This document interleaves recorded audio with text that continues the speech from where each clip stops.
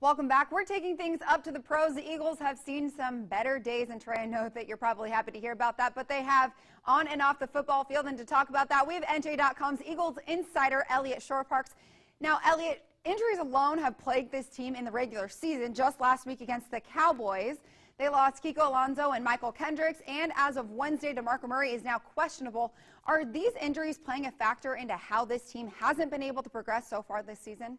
Chip Kelly, one of the emphasis this offseason for him was that depth. Lucky for him, the two positions he really added a ton of depth at was inside linebacker and running back, which is where, the Eagles have suffered their injuries now. So DeMarco Murray, there's a report that he will play. He's still listed as questionable. So it doesn't look like Kiko or Kendrick is going to play. But overall, I don't think injuries have played an impact in how this team struggled. I mean, it's the poor offensive line play and poor play from the quarterback position with Sam Bradford. But obviously these injuries to key players they added in the offseason doesn't help. All right, well, this offense has posted 133 points in the preseason. That's nearly 4 times the amount that they scored in the regular season at 34 points. What do you think has been the biggest factor of this offense literally not being able to score touchdowns? I would say it's a combination of things. First, they're getting very poor play from the quarterback position. Obviously, that hasn't helped. But the other part of it is the lack of a running game, and that ties into the offensive line. They're not getting strong play from their offensive line, and it's hard to get anything going on offense traditionally in Chip's offense if you don't run the ball. Chip has always believed in running the ball. That's why he added all these running backs he did this offseason at DeMarco Murray and Ryan Matthews. So far, it just hasn't paid off, and it's kind of holding the whole offense back.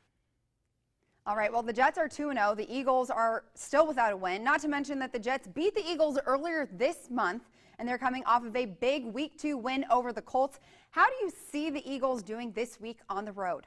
This is a tough one because I don't see the Eagles falling to 0-3, but I also think that this is a tough matchup for them just because the Jets' front seven is so good and the Eagles' offensive line is playing so poorly. But one silver lining for Eagles fans is that since Chip Kelly took over the Eagles twice in 2 years, his running game has been held under 100 yards in back-to-back games. In that third game, both years, they've averaged 141 yards on the ground. So Chip has shown he has the ability to turn it around. I just think this team has too much talent. I think Chip's just too good of a head coach to see them fall to 0-3. So even though on paper it doesn't make much sense, I do think they're going to end up winning the game.